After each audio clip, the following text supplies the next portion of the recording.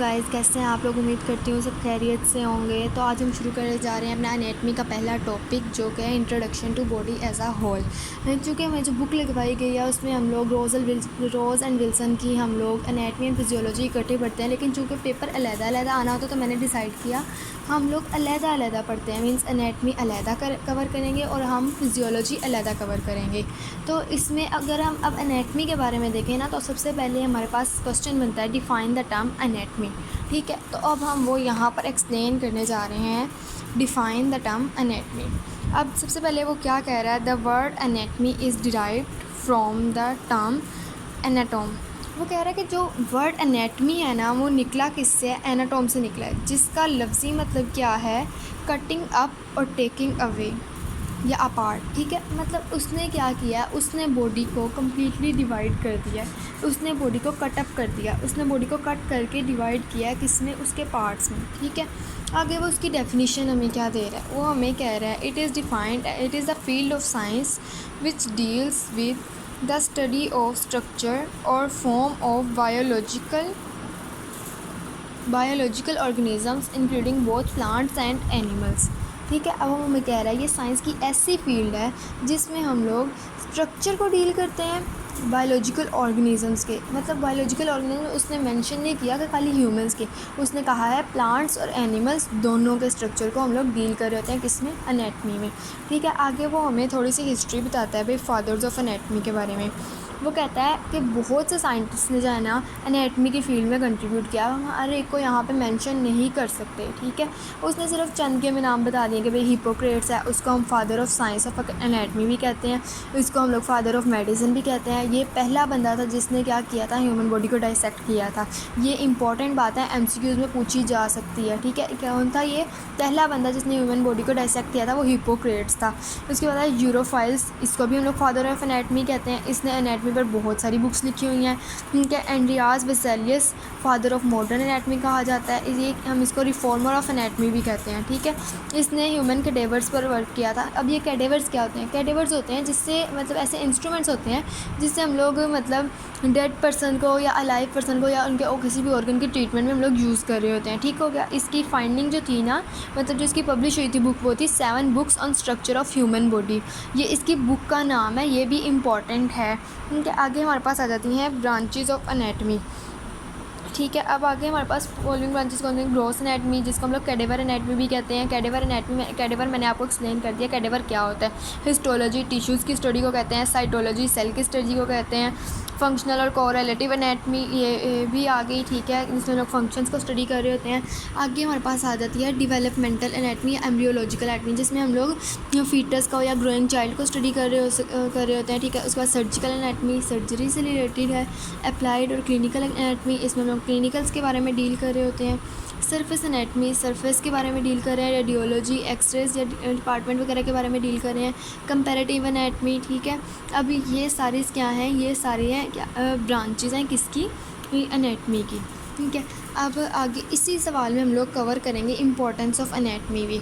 अब वो यहाँ पे क्या कह रहा है, पहला पॉइंट उसने दिया है the understanding of structure both gross and microscopic. Gross मैंने भी बताया किस एनेटमी को कहते हैं, कैडेवर एनेटमी को भी हम ग्रॉस एनेटमी कहते हैं। Is essential for better understanding of organs और सिस्टम ऑफ द बॉडी। ये किस लिए ज़रूरी है, ये हमारे पास इसमें मेन पॉइंट जो हमारे पास बनता है for better understanding of function. वो कहता है कि जब हमें किसी चीज़ के स्ट्रक्चर का ही नहीं पता तो हमें उसको फंक्शन का कैसे पता होगा। मीन्स फिजियोलॉजी और एनेटमी यहाँ पे उसने रिलेट करके बताए हैं कि दोनों फिजियोलॉजी के लिए भी पहले एनेटमी आना इम्पोर्टेंट है। ठीक है, उसके बाद है दी अंडरस्टैंडिंग ऑफ नॉर्मल को relative structure and function is required for the study of disturbed structure and function of an organ or system of the body, morbid anatomy और pathology। वो कह रहा है कि जो हमें नॉर्मल कोरिलेटिव स्ट्रक्चर और फंक्शन के दरमियान में चाहिए ना, वो कहता है कि अगर स्ट्रक्चर डिस्टर्ब हो रहा है तो फंक्शन भी डिस्टर्ब है। ठीक है, वो कहना चाह रहे हैं कि अगर फंक्शन डिस्टर्ब है तो स्ट्रक्चर डिस्टर्ब है, और अगर स्ट्रक्चर डिस्टर्ब है तो फंक्शन भी डिस्टर्ब है। मतलब उसने फिर से दोनों को कोरिलेट किया है। ठीक है, आगे फिर आ जाता है भाई उसका proper examination of a patient for recognition of abnormality is useless without having a sound knowledge of the normal structure of tissue और ऑर्गन। अब इस पॉइंट में वो क्या कह रहा है कि वो कह रहा है कि जब हमें किसी चीज़ के प्रॉपर स्ट्रक्चर का पता ही नहीं है तो हमें कैसे पता चलेगा कि उसमें एबनॉर्मेलिटी है। अब आपको फॉर एग्जांपल किसी चीज़ का पता नहीं है कि इसकी असल शेप क्या है, तो आपको कैसे पता चलेगा कि वो डिफॉर्मेट है? नहीं ना पता चल सकता जब तक आपको उसकी असल शेप के बारे में नॉलेज ही नहीं होगा। इसी तरह वो कह रहे हैं कि अगर आपको नॉर्मल स्ट्रक्चर ऑफ टिश्यू और ऑर्गन के बारे में नॉलेज नहीं है तो आपको बिल्कुल भी नहीं पता चलेगा कि उसमें एबनॉर्मेलिटी क्या है। ठीक है, और कहता है a surgeon's knife better apprehends the tissues और organs which come across during operation due to knowledge of the regional anatomy. वो कह रहा है आ सर्जन्स नाइफ, यहाँ पे मेन वर्ड ही यही है। वो कहता है कि एक सर्जन को ही पता होता है कि सिर्फ टिश्यू और ऑर्गन में क्या मतलब मसले हैं।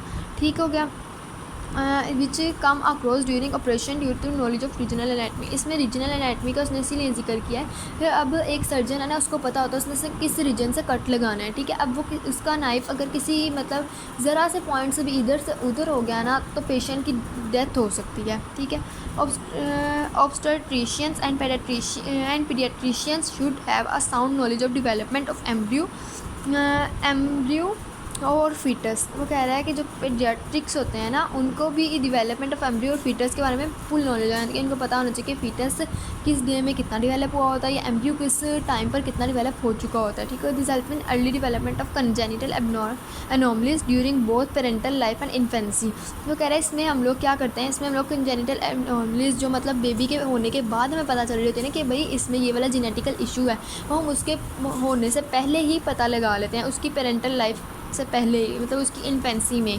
ठीक है, इससे क्या होता है बहुत सारे फ़ायदे हो जाते हैं। मतलब मदर को तभी मेडिसिन खिलाई जा सकती हैं, उससे बेबी तब भी ठीक हो सकता है अगर वो मेडिसिन, या उससे पहले ही उसके ट्रीटमेंट के बारे में सोचा जा सकता है। मतलब काफ़ी ज़्यादा ये फ़ायदेमंद हो सकता है। तो अब हमारे पास हमारा अगला क्वेश्चन जो उसने दिया हुआ है, understand the relationship between anatomy and physiology. अब इसमें हम लोग एनाटमी एंड फिजियोलॉजी के रिलेशनशिप वाले क्वेश्चन को जो है ना, मैंने ये सोचा है कि हम लोग सबसे लास्ट पे करेंगे जब हमारा ये पूरा चैप्टर कवर हो चुका होगा, इससे हमें ज़्यादा आसानी रहेगी। ठीक है, अब आगे उसने हमें क्या कहा है, define levels of organisations of the body. अब हम ये वाला क्वेश्चन कवर करते हैं। ठीक है, अब इसमें हमारे पास आ गया define levels of organization of the human body can be organized on the basis of cell theory. ठीक है, अब हम लोगों ने सेल थ्योरी की बेसिस पर जो है ना उसको रिकॉग्नाइज़ किया। कैसे? कहता है सेल्स बनते हैं, सबसे मेन क्या है सेल, सेल से बन गया टिश्यू, टिश्यू से ऑर्गन, ऑर्गन से ऑर्गन सिस्टम, ऑर्गन सिस्टम से ऑर्गेनिज्म। ठीक है, अब जो सेल है ना उसमें क्या है, वो कहता है the basic structural and functional unit of the body or whole complex is called as cell. मतलब जो बॉडी को हम लोग होल कम्प्लेक्स भी कह रहे हैं, डिफरेंट बुक्स में डिफरेंट नेम दिया गया है।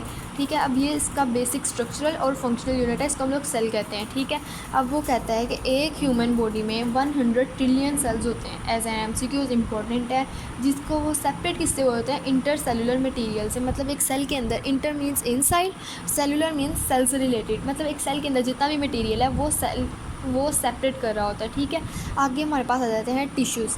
जब सेल मिलते हैं तो वो क्या बनाते हैं, tissues. The collection of cells irrespective of the common morphological and functional characteristics known as tissue. वो कह रहे हैं कि सेल्स की कलेक्शन जो कि बिल्कुल ही बालातर होती है, किससे, मॉर्फोलॉजिकल और फंक्शनल, मतलब उसकी शेप से और फंक्शन से, स्ट्रक्चर और फंक्शनल कैरेक्टरिस्टिक से बिल्कुल डिफरेंट भी होना, और अगर कलेक्शन हुई हुई हो सेल्स की तो हम उसको क्या कह देते हैं, हम उसको कहते हैं वो टिश्यूज़ में बना रही हैं। ठीक है, अब वो कह रहा है कि these cells have been grouped into 4 types known as basic tissues depending upon their morphological and functional characteristics. वो कह रहा है कि जो मतलब बेसिक टिश्यूज़ हैं ना वो सिर्फ 4 हैं। ठीक है, उसको हम लोगों ने उनकी फंक्शनल और मॉर्फोलॉजिकल कैरेक्टरिस्टिक्स पर डिफ़ाइन किया।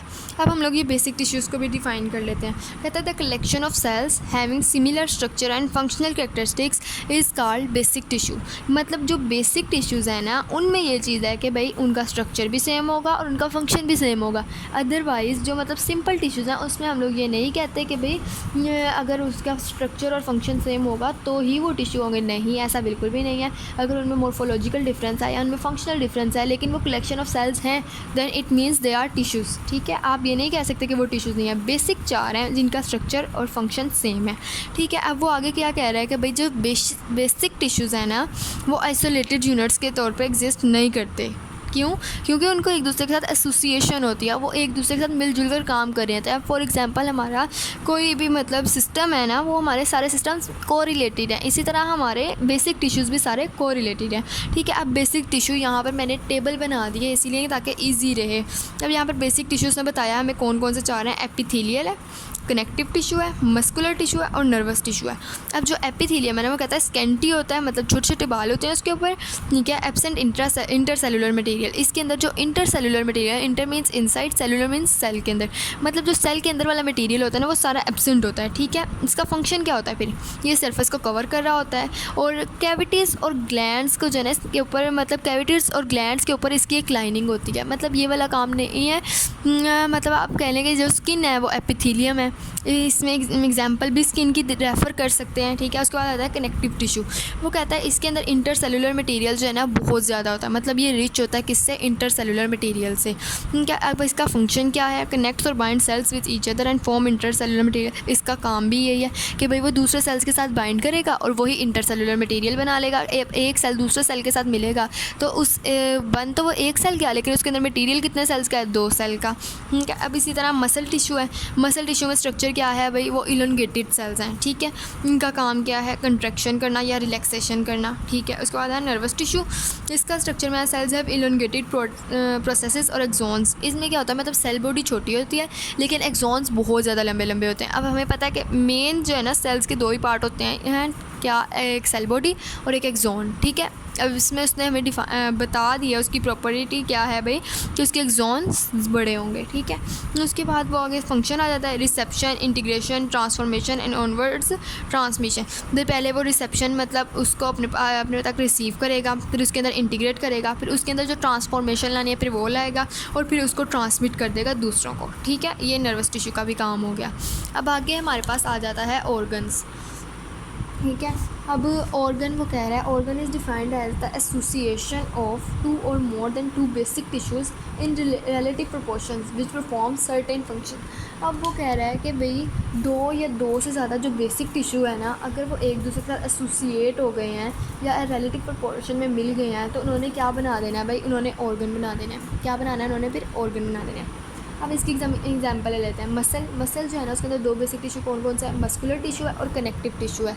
तो फिर जाके हमारे पास क्या बनता है, मसल। इसी तरह स्किन है, उसके अंदर एपिथेलियल और कनेक्टिव टिश्यू आ गए। इसी तरह दूसरे हमारे पास ऑर्गन्स की एग्जाम्पल उसने दी है, हार्ट है, किडनी है, स्टमक है, बोन है, इंटेस्टाइन है, यूरिनरी ब्लैडर है, ठीक है। अब हमारे पास आ जाता है सिस्टम, ठीक है। ऑर्गन्स मिलते हैं तो सिस्टम बना, ऑर्गन सिस्टम बनता है। मतलब सेल मिले तो टिश्यू बना, टिश्यू मिले तो ऑर्गन बना, ऑर्गन मिले तो ऑर्गन सिस्टम बना, ठीक है। अब वो आगे क्या कह रहा है, a group of organs working together harmoniously definite lineage और पैटर्न, और हम इसको ये भी कह सकते हैं in series with other organs, ठीक है, to discharge a specific function, ठीक है, फॉर्म्स अ सिस्टम। अब वो कह रहा है कि ऑर्गन्स का कोई भी एक ग्रुप अगर मतलब एक ही करेक्ट पैटर्न में है या एक सीरीज़ में है और एक दूसरे के साथ मिलकर काम कर रहा है, ठीक है, स्पेसिफिक फंक्शन परफॉर्म कर रहा है, तो हमने उसको क्या कह देना है कि भाई इसने क्या बना दिया, ऑर्गन सिस्टम बना दिया या खाली सिस्टम बना दिया। इसकी हम एग्जांपल देते हैं एलिमेंट्री सिस्टम। एलिमेंट्री सिस्टम को हम क्या कहते हैं, डाइजेस्टिव सिस्टम।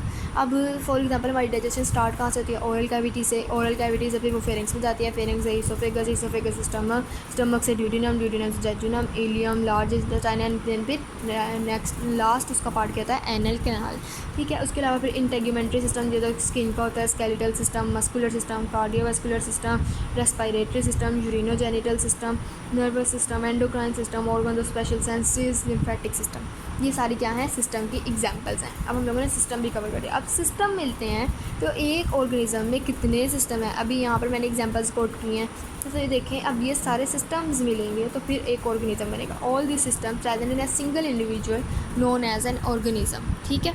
यहाँ पर उसके बाद वो कहता है human body is also an organism in which system have been mainly collected into 3 groups. अब वो कह रहा है ऑर्गेनिज्म के भी 3 ग्रुप्स होते हैं, ठीक है।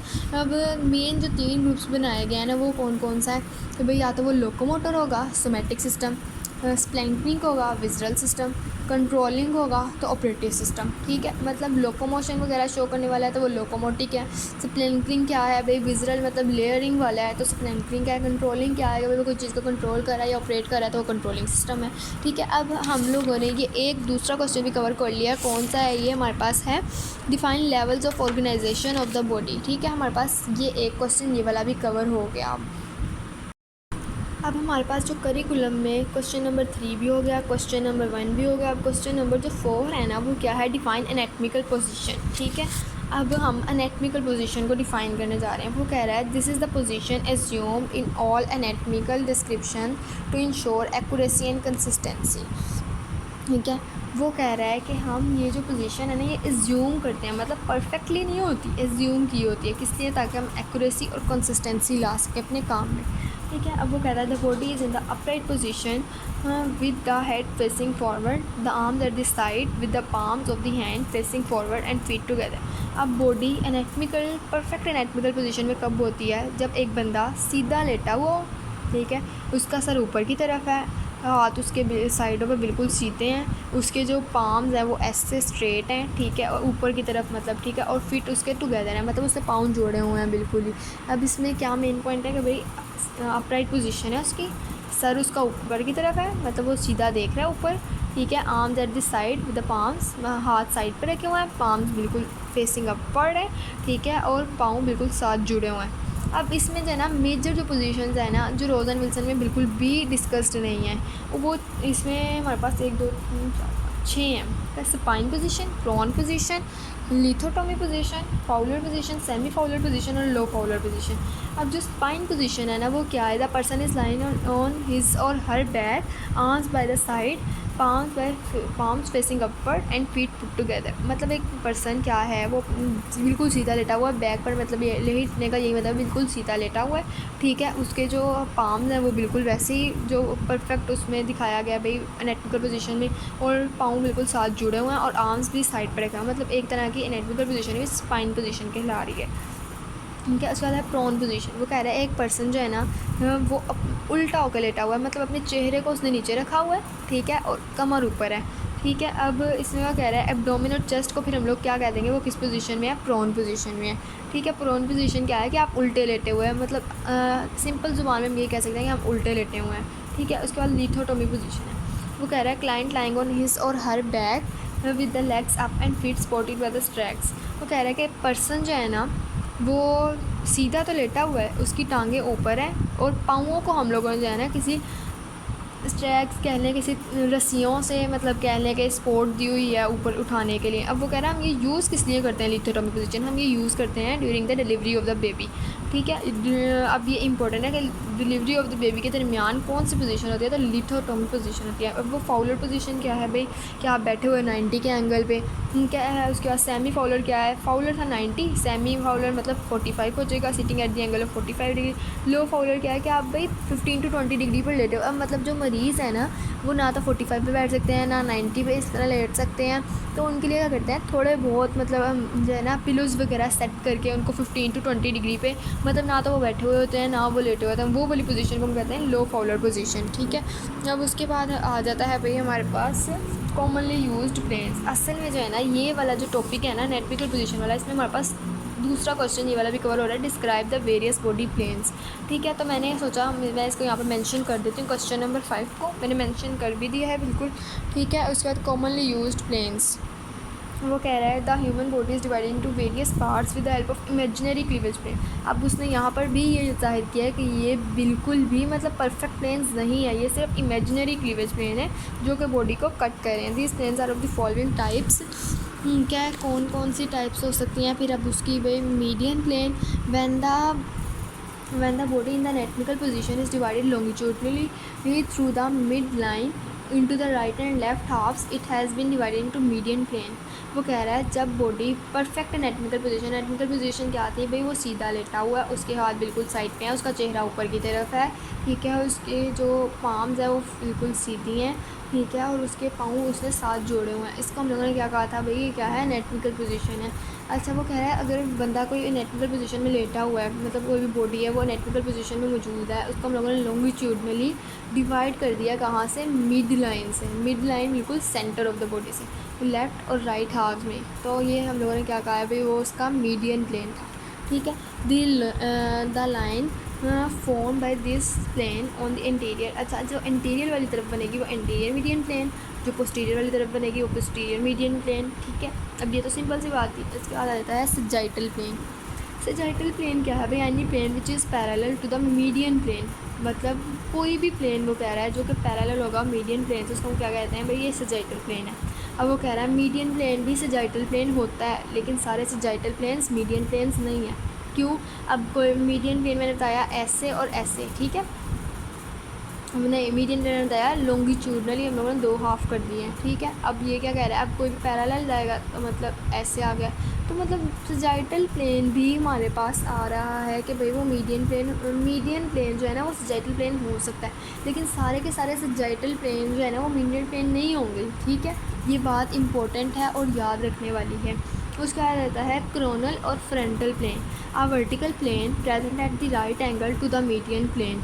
मतलब कोई भी वर्टिकल प्लेन जो कि मीडियन प्लेन से किस पे है? Right angle means 90 degree. ठीक है, अब ये कह रहा है ठीक है वो वर्टिकल प्लेन मीडियन से राइट एंगल पे भी आ गया, लेकिन अब उसने जो मेन चीज़ यहाँ पे जाहिर की है ना वो क्या है कि वो एक्सटेंड कर रहा है to the along the length of the whole body. ठीक है, मतलब but extends the along the length of the whole body is known as coronal plane. ठीक है, क्रोनल या फ्रंटल भी हम इसको कहते हैं, मतलब वो पूरी बॉडी मतलब हेड से टो तक। ठीक है, तो हॉरिजॉन्टल प्लेन है a plane which is situated at right angle to the both the median and the coronal plane. मतलब अब उसने एक की बात नहीं की, उसने कहा है plane which is situated at right angle, मतलब वो 2 मीडियन और क्रोनल प्लेन के राइट एंगल पर है।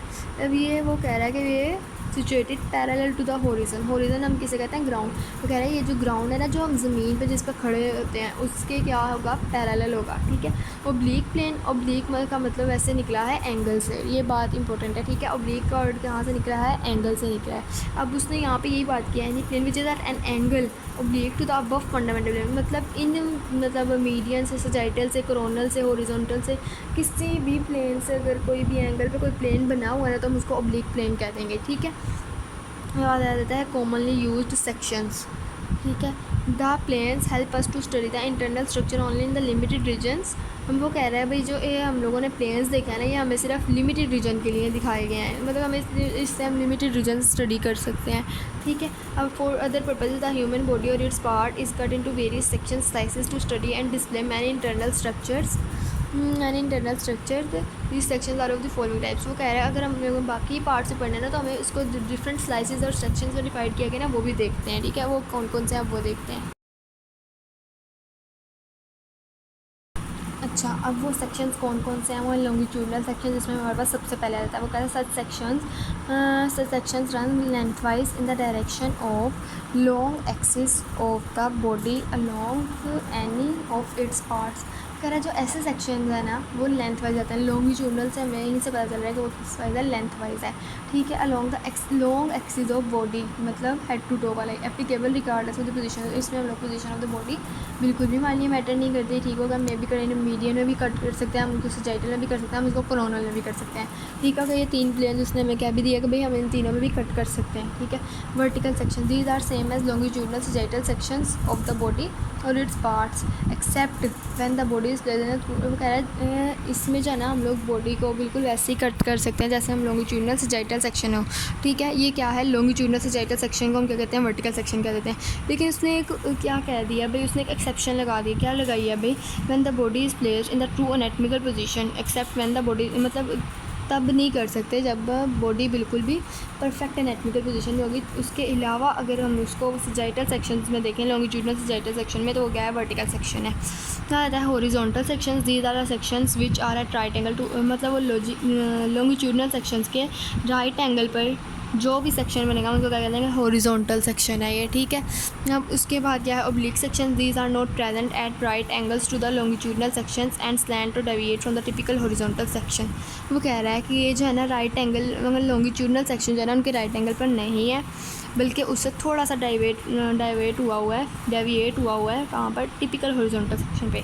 अब आगे ये हमारे पास उसने इतने ही सेक्शंस दिए हुए हैं, मतलब 4 सेक्शंस दिए हुए हैं, लॉन्गिट्यूडनल, वर्टिकल, हॉरिजॉन्टल और ऑब्लिक, ठीक है। अब आगे आता है directional terms commonly used adjectives to understand the anatomical position of structure are as follow. Ventral को हम एंटीरियर भी कह देते हैं, क्या। उसके बाद आता है this pertains to the structure situated near to the abdominal surface और बेली और near to the front of the body. Ventral या एंटीरियर से आप लोग याद करें, एंटीरियर हमेशा फ्रंट के लिए यूज़ होता है, तो हम लोग कह देते हैं भाई ये फ्रंट ऑफ द बॉडी के लिए है, ठीक है। अब ये इसमें क्या उसने एग्जांपल दिया, sternum is anterior to vertebrae हमारी बैक पर होते हैं और स्टर्नम हमारे रिब्स को कहते हैं, ठीक है। अब वो कह रहा है कि भाई स्टर्नम जो मतलब रिब वाली बोन आ जाती है इसको हम, ठीक है। अब वो कह रहा है स्टर्नम जो है एंटीरियर है वर्टिब्रे से, ठीक है। अब वो कह रहा है sternum is ventral on front to heart, मतलब हार्ट को प्रोटेक्ट कर रही है ना एक तरह की स्टर्नम, ठीक है। तो ये क्या उसने कहा है, and is ventral to heart, ठीक है। डोर्सल और posterior, this refers to the structure situated near to the back. Dorsal posterior हमेशा बैक के लिए, near to the back. Vertebral column is dorsal to heart, vertebral column is dorsal to heart, vertebrae are posterior to sternum, ठीक है, हो गया। आता है medial, this refers to structures present near the centre और mid line. Medial किससे निकला है, मिड लाइन से of the body. The heart is medial to humerus, ठीक है। उसके बाद है the heart is medial to lungs, मतलब जो हार्ट है वो दोनों लंग्स के दरमियान में मौजूद है। आता है लेटरल, ठीक है। This refers to the structures present away from the centre और mid line of the body. Lateral क्या है भाई, ये किसका ऑपोजिट है, मीडियल का। मीडियल, लेटरल, डोर्सल, वेंट्रल, ऐसे हमारे पास ये पेयर्ड टर्म्स होती हैं, ठीक है, अगर एक दूसरे के ऑपोजिट चल रही होती हैं। This refers to the structures present away from the centre और mid line of the body.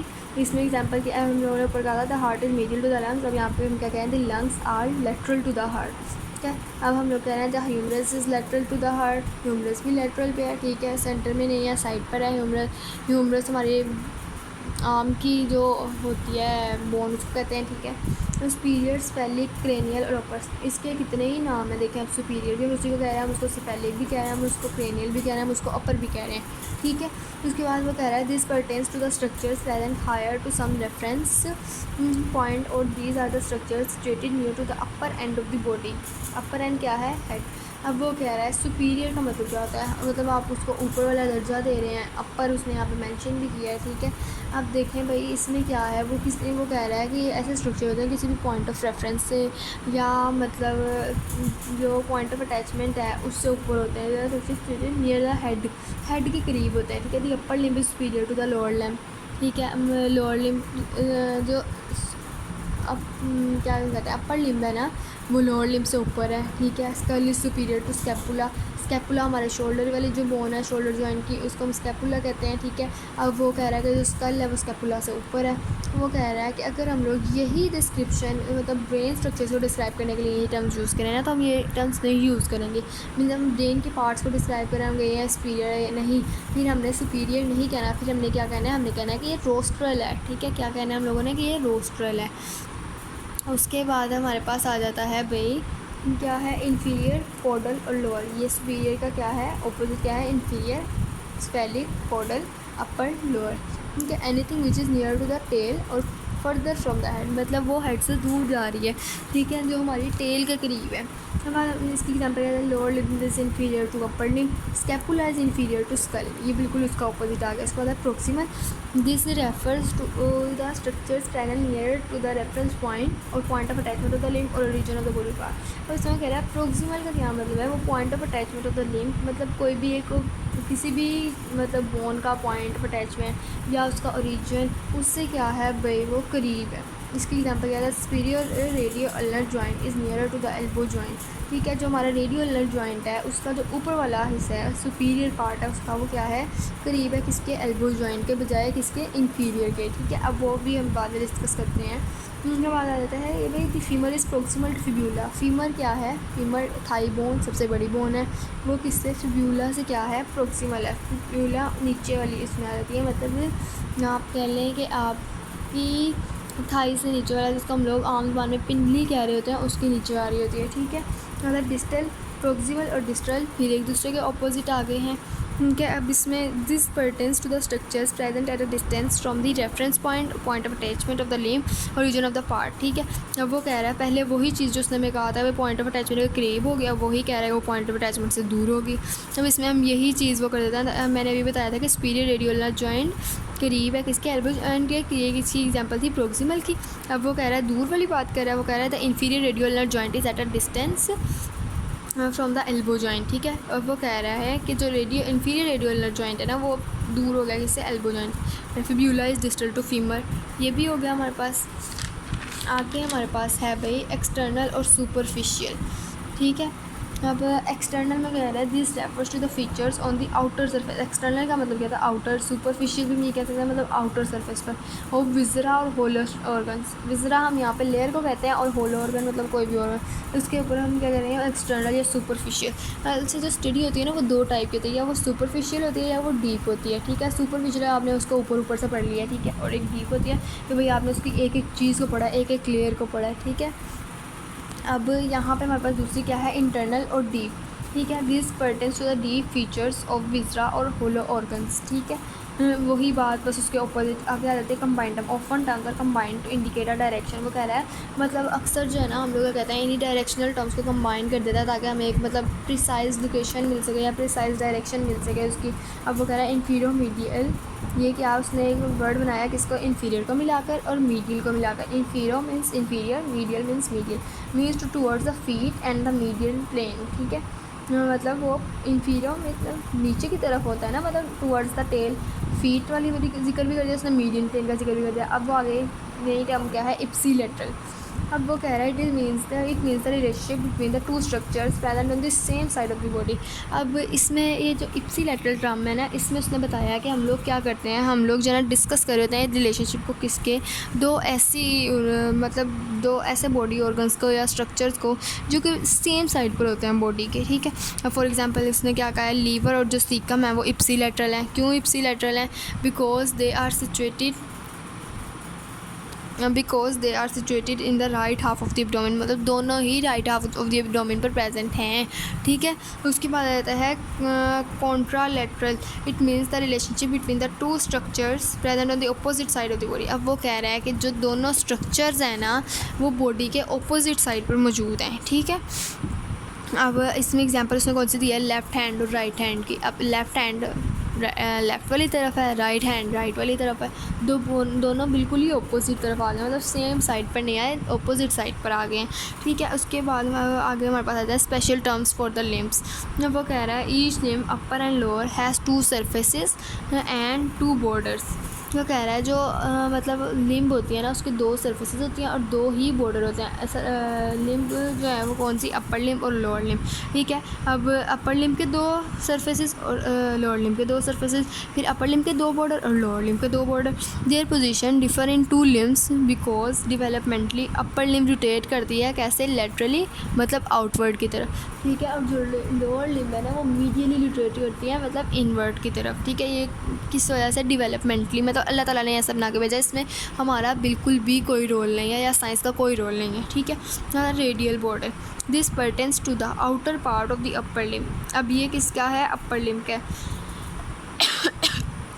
वो कह रहा है कि जो आउटर बॉर्डर होता है ना उसको हम लोग कहते हैं रेडियल बॉर्डर। इसको हम प्री एक्सियल बॉर्डर भी कह रहे होते हैं, किस बेसिस पर, डेवलपमेंटल बेसिस पर। अल्नर बॉर्डर, इनर बॉर्डर होता है, ठीक है, लिटिल फिंगर साइड हम लोग कह रहे होते हैं। अब इसको हम पोस्ट एक्सियल बॉर्डर कह रहे होते हैं, किस बेसिस पर, एम्ब्रियोलॉजिकल बेसिस पर, ठीक है। उसके बाद हमारे पास आ जाता है भाई ये tibial border. This refers to the inner border of the lower limb, ठीक है। मतलब लोअर लिम्ब का जो इनर बॉर्डर है उसको हम टिबियल बॉर्डर कहते हैं। इसी तरह जो अपर लिम्ब का इनर बॉर्डर था उसको हम लोग क्या कह रहे थे, अल्नर बॉर्डर कह रहे थे। अब इसको हम लोग प्री एक्सियल बॉर्डर कहते हैं, किस पर, डेवलपमेंटल बेसिस पर। Fibular border this refers to the outer part of outer border of the lower limb also known as post axial border and इसके बाद आ जाता है वे सर्फेसिस। अब है flexor surface, this refers to the anterior surface of the upper limb and posterior surface of the lower limb. ठीक है, अब इसमें वो क्या कह रहा है कि जो फ्लेक्सर सरफेस है ना उसमें अपर लिम्ब की तो एंटीरियर सरफेस आ गई, लेकिन जो लोअर लिम्ब है ना उसकी उसने पोस्टीरियर सरफेस को कवर करना है। ठीक है, एक्सटेंसर सरफेस बिल्कुल इसके ऑपोजिट आ जाएगा, pertains to the posterior surface of the upper limb and interior surface of the lower limb. Posterior और इंटीरियर आना था यहाँ पर, interior surface of the lower limb. ठीक है, palmar surface, this pertains to the plane of hand. Palm हमें पता है किसने निकला है, हैंड से। ठीक है, तो हम यहाँ पर हैंड का जिक्र कर देंगे। उसके बाद हमारे पास आता है plantar surface, this refers to the plane of foot. ठीक है, प्लांट पर हम लोगों को पहले पता, हम लोगों ने ये पढ़ा था पीछे एनाटॉमिकल टर्म्स में, this refers to the plane of foot. ठीक है, अब इस मतलब फुट से फुट का जो भी प्लेन होगा वो प्लांटर सरफेस होगी। तो आज का टॉपिक हम लोग यहीं पे ख़त्म करते हैं। ये हमारे पास इस लेक्चर का पार्ट 1 आ गया है। बाकी जो रिमेनिंग पार्ट रह गया इस चैप्टर का वो हम लोग अगले पार्ट में कवर करेंगे। अगर आप लोगों को वीडियो पसंद आई है तो प्लीज़ लाइक, शेयर और सब्सक्राइब ज़रूर करें, ताकि मेरे चैनल की आपको न्यू से न्यू अपडेट भी मिलती जाए। अल्लाह हाफिज़।